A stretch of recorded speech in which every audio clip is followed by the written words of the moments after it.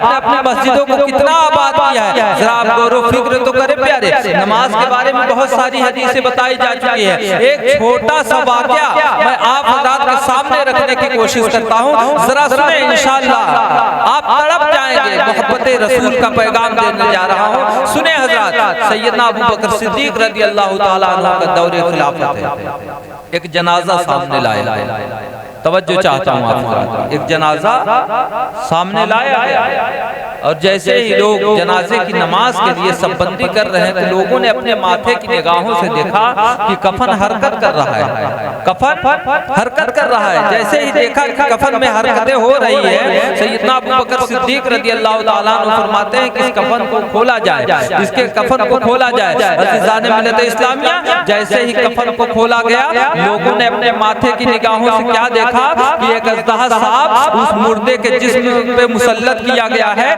जो उसके जिस्म को नोच नोच के खा रहा है, जो उसके जिस्म को नोच के खा रहा है। आपने जलसे का नाम रखा है फिक्र अमल, तो आप ये फिक्र लेकर के जाना प्यारे कि हमें नमाज से भी मोहब्बत होनी चाहिए, अल्लाह के हबीब से भी मोहब्बत होनी चाहिए, कुरान मुक़द्दसा से भी मोहब्बत होनी चाहिए, अपने वालिदैन से भी मोहब्बत होनी चाहिए, नबी के बस्म मिलाद से भी मोहब्बत होनी चाहिए, हमें अपने पड़ोसियों से भी मोहब्बत होनी चाहिए, हमें अपने भाइयों से भी मोहब्बत होनी चाहिए, हमें अपने रिश्तेदारों से भी मोहब्बत होनी चाहिए, हमें अपने बहनों से भी मोहब्बत होनी चाहिए। इंसान मिल्लत इस्लामिया, जरा तवज्जो चाहता हूँ। जब लोगों ने ये मंसूबा बनाया, ये मशवरा किया कि सांप को मार दिया जाए, इंसान मिल्लत इस्लामिया, जैसे ही लोगों ने डंडे को उठाया मारने के लिए, सांप ज़बाने हाथ से कलमा तैयबा ला इलाहा इल्लल्लाह मुहम्मदुर रसूलुल्लाह पढ़ लेता है। जैसे ही कलमा तैयबा पढ़ा और सांप ने ज़बाने हाथ से कहा कि अल्लाह के सिवा कोई माबूद नहीं है, मोहम्मद सल्लल्लाहु अलैहि वसल्लम अल्लाह के रसूल और बंदे हैं। ऐसा मिल्लत इस्लामिया, सैयदना अबू बकर सिद्दीक रज़ी अल्लाह ताला अन्हु फरमाते हैं, आखिर में ये तो बता, रब तबारक व तआला ने तुझे इसके ऊपर क्यों मुसल्लत किया है, क्यों अज़ाब में रखा है। अज़ीज़ान मिल्लत इस्लामिया, साहब ज़बाने हाथ से कहता है, ऐ सैयदना अबू बकर सिद्दीक सुनिए, जब ये मस्जिद के मिनारे से अज़ान की आवाज आती थी तो ये मस्जिद की तरफ नहीं जाया करता था, नमाज को नहीं जाया करता था, रब तबारक व तआला की बारगाह में नहीं जाया करता था। पूरी जिंदगी में इसने कभी नमाज़ें अदा नहीं की है, इसलिए रब तबारक व तआला ने मुझे इसके ऊपर मुसल्लत कर दिया है ताकि मैं इसके जिस्म को नोच नोच के खाऊं। इस्लाह फिक्र अमल के जलसे में आने वालों, ये पैगाम लेकर के जाना, जलसे से आपको पैगाम दिया जाता है तो नमाज पढ़ने का पैगाम दिया जाता है, मोहब्बत रसूल का पैगाम दिया जाता है, इश्क़ रसूल का पैगाम दिया जाता है, अज़मत रसूल का पैगाम दिया जाता है, नमाज की तालीम बताई जाती है, वज़ू का तरीका बताया जाता है, गुस्ल का तरीका बताया जाता है, तमाम अरकान को बताया जाता है। ये पैगाम कहाँ से दिया जाता है? इस्लाह फिक्र अमल कॉन्फ्रेंस से दिया जाता है। लेकिन मुसलमानों, हमारे ज़हन में ये बात नहीं आती कि फिक्र हमें मिल गया, अब अमल करना हमारा काम है। कभी अपने आप ने जो है मजमे में तौबा की ही नहीं है तो अमल पैदा होगा कहाँ से? जब भी जलसे में बैठे तो ये नीयत लेकर के बैठे कि आज मैं जलसे में चल रहा हूँ, अगर कोई बात हमारे दिल को छू जाएगी तो जलसे में ही बैठ करके जो है जश्न ईद मिलाद नबी की महफिल में बैठ करके इस्लाह फिक्र अमल कॉन्फ्रेंस में बैठ करके आज हम सच्ची तौबा करके उठेंगे और अपनी मस्जिद को आबाद करते हुए नजर आएंगे, अपनी मस्जिद को आबाद करते हुए नजर आएंगे। ऐसा मिल्लत इस्लामिया, फिर सैयदना अबू बकर सिद्दीक रज़ी अल्लाह ताला अन्हु ने पूछा, ये बता दूसरी क्या वजह है? तो वो साफ ज़बाने हाल से कहता है, दूसरी ये वजह है कि इसके पास माल सर बहुत था, दौलत बहुत थी, दिरहम व दिनार बहुत था, पैसा बहुत था, लेकिन कभी नबी के जिक्र में खर्च नहीं किया, कभी नबी के जिक्र में खर्च नहीं किया है, कभी मस्जिद में खर्च नहीं किया है, कभी मदरसे में खर्च नहीं किया है, इसके पड़ोस में पड़ोसी भूखा सोता था, कभी उसका ख्याल नहीं किया है। सोचिए ये दौलत किस काम की है प्यारे? जिस दौलत से आप मोहब्बत करते हो वो दौलत दुनिया तक रह जाएगी, जिन औलाद से आप मोहब्बत रखते हो वो औलाद दुनिया में साथ देंगे, कब्र में साथ देने वाली नहीं है। जिस घर से, जिस मकान से आप मोहब्बत करते हो वो मकान भी साथ नहीं जाने वाला है प्यारे, जाएगा तो क्या साथ जाएगा, मोहब्बत रसूल साथ जाएगा।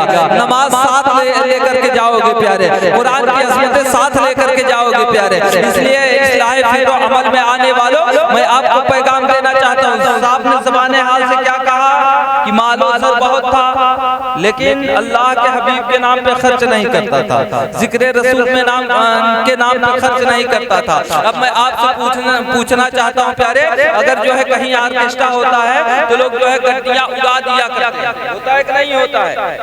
और अगर क्रिकेट का मैदान हो, अभी कुछ साल पहले यहाँ टूर्नामेंट हुआ था, तो मैं अपने कानों से सुन रहा था, अपने घर के अंदर से सुन रहा था, आवाजें मेरे घर के अंदर तक जा रही थी। तो लोग कहते क्या है, अगर 3-4 दोस्त अहबाब मिलकर के खड़े होकर के पूरी रात क्रिकेट देखा करते हैं, सर्द का मौसम तब भी था, लेकिन वहाँ मजमा खचाखच था। क्यों? क्योंकि वो दुनिया है प्यारे, वो दुनिया की रंगीनियां है, वहाँ ठूठ रहे हैं लोग, फिर भी खड़े हैं। यहाँ सामियाना लगाया है गया है, तब भी लोग बैठने के लिए तैयार नहीं है। कल बरोज़े महशर क्या खुदा आपसे नहीं पूछेगा कि रात भर क्रिकेट के मैदान में जागने वालों और जो है बैट बेंच पे बोलियां लगाने वालों, आप कहते हैं कि अगर कोई जो है बैट बेंच एक चौका लगा देगा तो मैं 500 रुपए इनाम दूंगा। दूसरा कहता है कि अगर जो है 2 चौका लगा देगा तो मैं 1000 रुपए इनाम दूंगा। तीसरा कहता है अगर हैट्रिक मार दे तो मैं 2000 रुपए इनाम दूंगा। कभी जिक्र रसूल में आपने कहा है कि कोई शायर अच्छा कलाम पढ़ दे तो मैं 500 रुपए इनाम दूंगा, कोई शायर अच्छा पढ़ दे तो मैं 1000 रुपए इनाम दूंगा। कभी आपकी फिक्रें नहीं बना करती है प्यारे। मैं आपके ज़मीर को जगाने की कोशिश करना चाहता हूँ। इस्लाही फिक्र और अमल में आने वालों, एक पैगाम लेकर के जाना प्यारे, नहीं मिर्ज़ा कादरी का एक पैगाम लेकर के जाना कि जो आपने क्रिकेट के मैदान में खर्च किया है, जो आपने जो है ऑर्केस्ट्रा में खर्च किया है, उसका हिसाब व किताब बरोज़े महशर आपको खुदा के हुजूर देना है। लेकिन जो आप जिक्र रसूल में खर्च करेंगे, जो आप अपने मस्जिद में खर्च करेंगे, जो आप मदरसे में खर्च करेंगे, जो आप किसी भूखे को खाना खिला करके खर्च करेंगे, उसका हिसाब नहीं देना है, बल्कि जिक्र रसूल के सदके में, जिक्र रसूल के सदके में और जो है मस्जिद में खर्च करने के सदके में, मदरसे में खर्च करने के सदके में अल्लाह ताला आपको बेइंतहा अजर अता फरमाएगा। अल्लाह ताला बेइंतहा दौलत से आपको नवाजेगा। इस्लाह फिक्र और अमल में आने वालों, अगर आपकी इस्लाह हो रही है तो आपको अपनी जिंदगी में अमल पैदा करना है। फिक्र यही आपको दिया जा रहा है। अब आपको बताना चाहता हूँ, तीसरी मर्तबा सैयदना अबू बकर सिद्दीक ने पूछा, ये बता कि तीसरी क्या वजह है, तीसरी क्या वजह?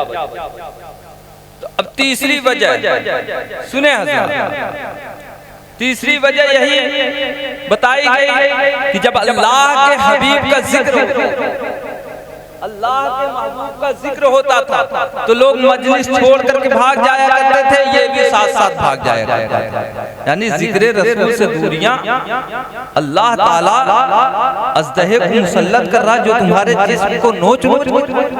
सोचे कि आज लोग अभी भीड़ लगी हुई थी, अब जो लोग जिक्र रसूल को छोड़ करके गए हैं, नाम पोस्टर का रखा गया इस्लाह फिक्र और अमल। तो अब सोचे जो बज़्म रसूल से दूर है, मैं ये किसी को नहीं कह रहा हूँ कि हर शख्स गलत है, नहीं प्यारे, किसी की मजबूरियां होती हैं, लेकिन कुछ ऐसे हैं जिनके पास अल्लाह ने ताकत और कुव्वत दी है, जो रात भर टूर्नामेंट में खड़े होकर के जाग सकते हैं, ऑर्केस्ट्रा में जाग सकते हैं, शादियों में जाग सकते हैं। तो क्या मोहब्बत रसूल में एक रात की कुर्बानी नहीं पेश कर सकते प्यारे? सोचे तो साफ ज़बाने हाल से कहता है कि सैयदना अबू बकर सिद्दीक जब इसके सामने नबी का जिक्र होता था, कभी नबी की महफिल में नहीं बैठा बल्कि भाग जाया करता था। इसलिए अल्लाह ने मुझे इसे अज़ाब में मुसल्लत किया है कि मैं इसके जिस्म को नोच नोच के खाऊं, नोच नोच के खाऊं। तो ऐसा नहीं मिलत इस्लामिया, तो आप अपने आप में फिक्र पैदा करें, एक अमल पैदा करें कि आज जिक्र रसूल की महफिल आपने सजाई है, आपने इतनी मेहनतें की हैं, अगर सजाने वाले ही न बैठे और जो लोग आए हुए हैं यहाँ वहाँ बैठेंगे, यहाँ वहाँ बैठने से तो बेहतर कि आप बज़्म रसूल में बैठे, ताकि बरोज़े महशर अगर अल्लाह ने हम जैसे गुनाहगारों को देखा और फरिश्तों ने कहा कि मौला ये तेरे महबूब की मोहब्बत में, तेरे महबूब की महफिल में बैठा करते थे, रब तबारक व तआला का दरियाए करम जोश में होगा, रब कदीर बज़्म मिलाद मुस्तफ़ा के सदक़े में हमारी और आपकी मग़फ़िरत अता फरमा। समझ रहे आप हज़रात? तो जरा तवज्जो करने की बात है प्यारे, एक पैगाम देना चाहता हूँ, सुन ले प्यारे। आज जो लोग नमाज से दूर रहा करते हैं, नमाज नहीं पढ़ा करते हैं, वो जरा गौर कर ले। रब तबारक व तआला इरशाद फरमाता है कि ऐ इंसान, किस चीज ने तुझे फरेब दिया, किस चीज ने तुझे धोखा दिया मेरे करीब आने से, मेरे करीब आने से।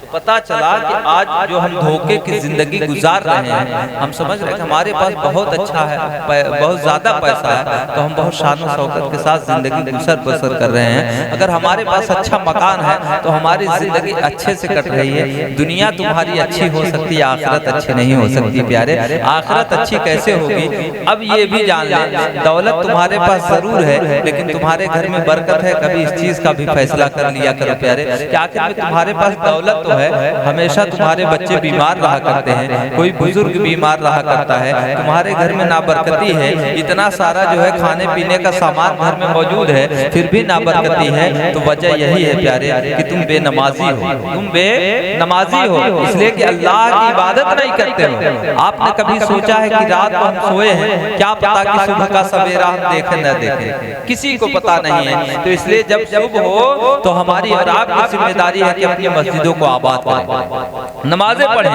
रब तबारक व तआला का शुक्र बजा लाएं कि मौला तूने हमें नई जिंदगी अता की है। ऐ मौला तेरी बारगाह में सर नियाज को झुकाने के लिए आया हूँ, नमाजें पढ़ने के लिए आया हूँ। ऐ अल्लाह हमारी इबादतों को, हमारी नमाजों को अपनी बारगाह में शर्फ कबूलियत अता फरमा। तो पता चला जो बंदा फज्र की नमाज पढ़ता है या ज़ोहर की नमाज पढ़ता है या असर की नमाज पढ़ता है तो अल्लाह ताला उसके चेहरे पर नूर अता फरमा देता है, उसके रोज़ियों में बरकतें अता फरमा देता है। तो पता चला दुनिया में जो बंदा नमाजों से दूर रहा करता है तो दौलत तो बहुत है, लेकिन उसके घर में बरकतें नहीं हुआ करती हैं, उसके चेहरे पे नूर नहीं हुआ करता है, उसके बच्चे बीमार रहा करते हैं। और सबसे बड़ी नहूसत तो ये है प्यारे कि जब इंसान की मौत का वक्त होगा, जो बेनमाजी होगा, जो बेनमाजी होगा, जब मौत का वक्त होगा तो उसकी मौत के वक्त में सख्तियां बहुत होंगी। ये बेनमाजी के लिए है। तो सोचे कि आपको पानी पिलाया जाएगा लेकिन हलक से पानी नहीं उतरने वाला है, भूख की शिद्दत तड़पा रही है लेकिन आपके हलक से खाना